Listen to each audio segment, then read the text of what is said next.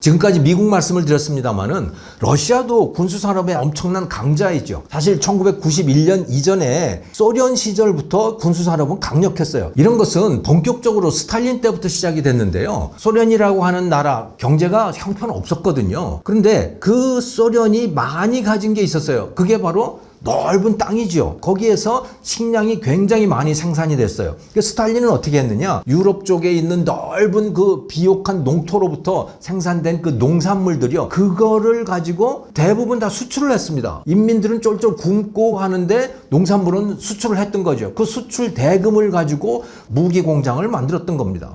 2차 대전 이후에는 패전국인 독일에서 또 과학자들을 많이 데려왔다고 했잖아요. 그들로 하여금 무기를 만들게 했던 거죠. 그래서 이 소련은 일반 경제는 형편없었지만 무기와 관련돼서는 엄청난 산업을 갖추게 됐던 거고요. 또 관련된 과학도 아주 발전되어 있었습니다. 거기에서 만들어낸 무기들, 군사기술들, 이걸 가지고 공산 중국과 동유럽 국가들, 북한 뭐 이런 위성 국가들한테도 다 무기를 제공을 했던 겁니다. 인도 같은 이 제3세계 국가들로는 이제 많은 양을 수출을 하기도 했었죠. 하지만 소련이 해체되고 나서 러시아 정부가 들어서잖아요. 그러면서 옐친의 러시아 정부는 국방 예산을 극도로 줄여 나갔습니다. 그래서 이 나라의 방산업체들은요, 정부가 사주지 않으니까 어떻게 하겠어요? 해외에서 수출해서 먹고 살 수밖에 없던 거죠. 그래서 러시아제 무기들이 전 세계로 많이 보급이 되거든요. 이 러시아제 무기는 성능은 미국제보다는 못하지만요, 가성비가 굉장히 좋았던 겁니다. 그래서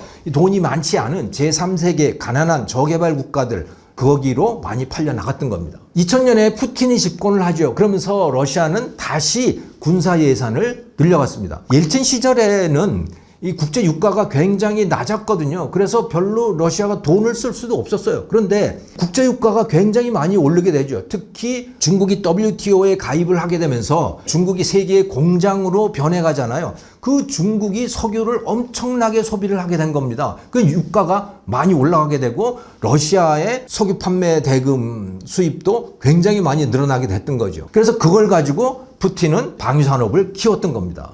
그래서 무기 산업은 러시아의 산업들 중에 가장 경쟁력 있는 분야로 다시 떠오르게 된 거죠. 그래서 로스텍이라고 하는 러시아 기업이 있거든요. 여기는 2023년 매출 기준으로 해서 세계 방산 7위에 랭크되어 있습니다. 그런데 우크라이나와 전쟁을 거치면서 뜻밖의 일이 벌어지게 되는 거예요. 러시아 방산의 위상이 전 세계적으로 급격히 추락을 하게 되는 겁니다. 우크라이나하고 전쟁을 해보니까요, 러시아제 무기의 성능이 형편없는 거예요. 정말 우크라이나는 아무것도 없는 나라였는데 그 나라의 그 형편없는 싸구려 드론들의 러시아제 탱크들 뭐 이런 것들이 그냥 속수무책으로 당하고 말았잖아요. 그러니까 러시아제 무기를 수입해서 쓰던 나라들 입장에서 보면 야, 이게 형편없는 무기네? 라고 하는 걸 깨닫게 된 거예요. 그래서 러시아 무기의 수출 액수도 급감을 하게 되는 거죠. 물론 자기들이 만든 무기를 자기들이 소모를 해야 됐기 때문에 수출 여력도 줄어들었지만 다른 나라들이 러시아제 무기를 사지 않은 요인도 굉장히 중요했습니다. 그러다가 보니까 급기야 이제 북한으로부터 무기를 수입하는 상황에까지 이르게 됐던 겁니다. 러시아제 무기를 쓰던 동유럽 국가들, 예를 들어 대표적인 게 폴란드인 거죠. 폴란드는 자기들이 보유하고 있던 구소련제 무기들을 우크라이나에다가 원조를 해주고 그 빈자리를 한국산 무기로 채우는 그런 과정을 진행을 하고 있는 겁니다. 동남아시아 국가들도 이제 한국산 무기로 눈을 돌리고 러시아제 무기를 멀리하는 거는 바로 이 같은 배경이 있는 겁니다. 자, 중국 이야기를 해볼까요? 중국은 세계 무기 매출에서 세계 2위로 떠올랐는데요. 매출액 탑 10 기업 중에서 3개나 올라와 있지 않습니까? 그런데 중국 방산의 특징은요, 수출이 많지 않다는 겁니다. 생산된 대부분이 인민해방군을 무장시키는데 충당이 되고 있는 거죠. 중국은요, 1978년에 등소평이 집권을 하고 개혁 개방을 시작하게 되잖아요. 그리고 그 이후에 무기 생산에다가 거의 돈을 쓰지 않습니다. 오히려 모택동 시절에 많이 만들어놨던 무기 공장들을 다 민수 공장으로 전환을 하는 상황이 되어버리는 거죠. 왜?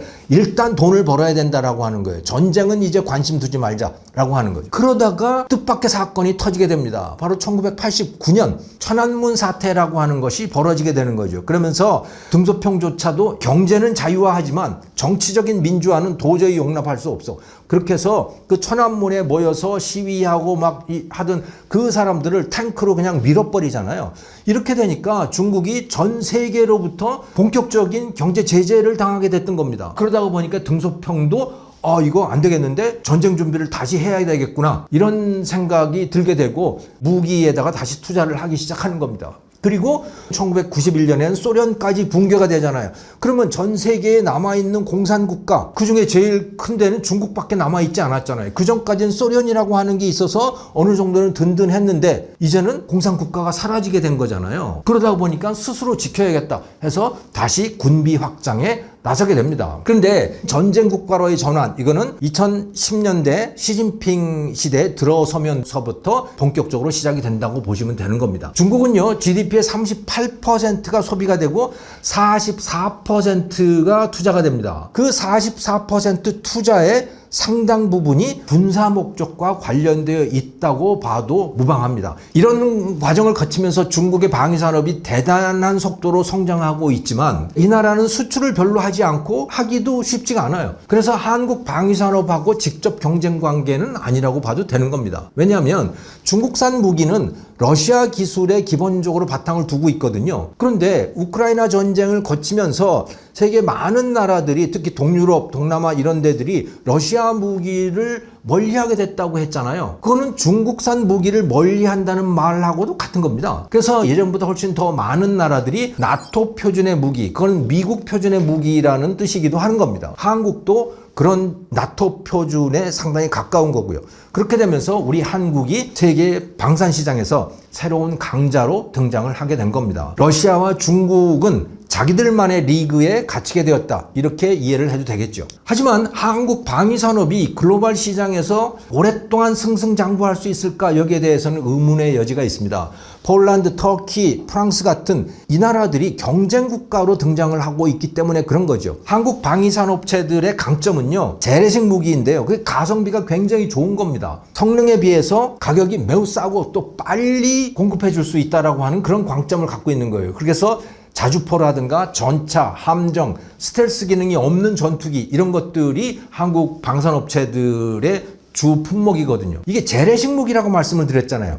그것은 무엇을 뜻하는 것이냐? 그 원천 기술들이 이미 오래된 것들인 거예요. 그러니까 언제든지 다른 나라 기업들이 이것을 생산을 해낼 수 있다라는 말인 겁니다. 하지만 비용이 많이 드는 거죠. 한국은 그거를 싼 비용에 빨리 만들 수 있는 겁니다. 그런데 폴란드 같은 이 한국산 무기를 수입하는 나라들이 있잖아요. 이 나라들이 무기와 더불어서 기술 이전을 요구하고 있는 거예요. 한국의 방산기업들도 미국 방산기업들한테 그걸 예전에 요구를 했었거든요. 그래서 기술을 넘겨받았던 거고 우리도 배웠던 겁니다.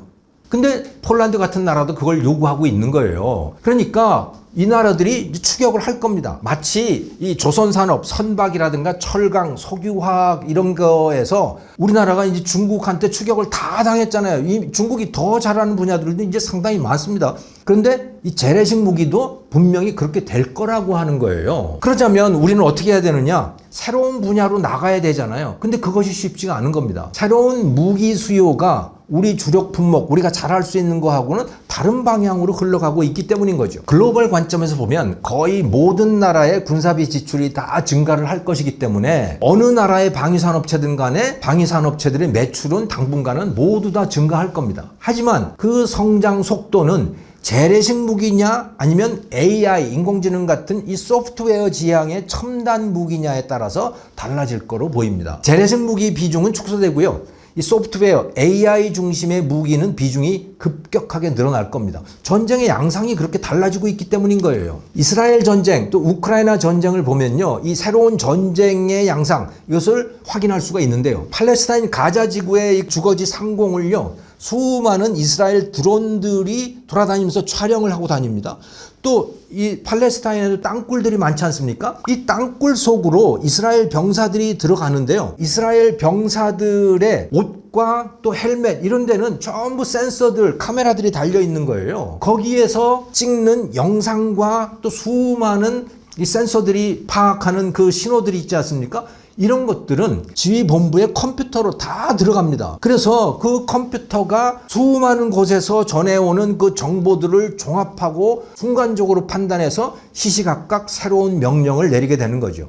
그래서 센서와 통신, 정보, 인공지능 이런 것들이 결합이 돼서 전쟁이 치러지고 있는 겁니다. 이것이 방위 산업의 새로운 수요라고 봐야 하는 것이죠. 그런데 이런 일들은 하이테크 기업들이 잘하잖아요. 그래서 미국 실리콘밸리의 팔란티어라든가 구글, 마이크로소프트, 스페이스X 같은 첨단 기업들이 전문적으로 하는 일이잖아요. 기존의 방산업체들은 이걸 잘 못하는 거예요. 그러니까 이제 세계의 모든 전통적인 거대 방산업체들은 지금 기로에 놓여 있는 겁니다. 그래도 아직 미국 국방부가 군사비의 대부분을 이 재래식 방산업체들한테 지출을 하고 있기는 합니다. 그냥 습관적으로 그렇게 하고 있죠. 그러다가 보니까 실제로 수요는 이 소프트웨어 쪽의 수요가 발생을 하고 있습니다만은 전쟁터에서는 하지만 지출은 그렇게 일어나지 않는 거죠. 이러다가 보니까 전통적인 방위산업체 또 국방부 이런 데하고 IT 기업, 실리콘밸리 기업들 이런 데하고 지금 갈등이 불거져 나오고 있는 그런 상황입니다.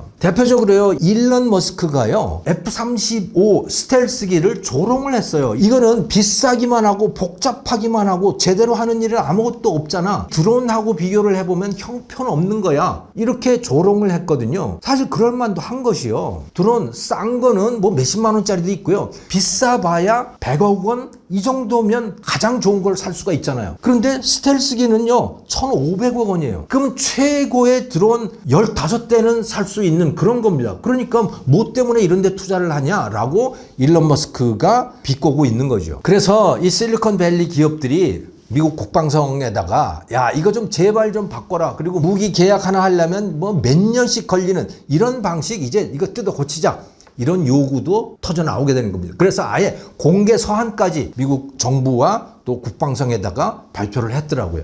그런데 이제 기존의 방산업체들도 변화의 필요성을 크게 느낀 모양입니다. 그래서 최근에는 실리콘밸리 방산연합회, 실리콘밸리 디펜스 그룹이라고 하는 것도 결성이 됐어요. 여기에는 마이크로소프트, 구글 같은 소프트웨어 기업들이 주축입니다만은 럭히드 마틴이나 보잉 같은 기존의 방산업체들도 같이 들어가 있습니다. 그러니까 이제 힘을 합쳐야 된다는 필요성을 기존 업체들도 인정을 하고 있는 거죠. 하여튼 앞으로 이 무기 시장 굉장히 많이 달라질 것으로 보입니다. 투자하시는 입장에서도 유념하셨으면 좋겠습니다. 오늘 글로벌 방산 시장 이야기 여기에서 마치겠습니다. 시청해 주셔서 감사합니다.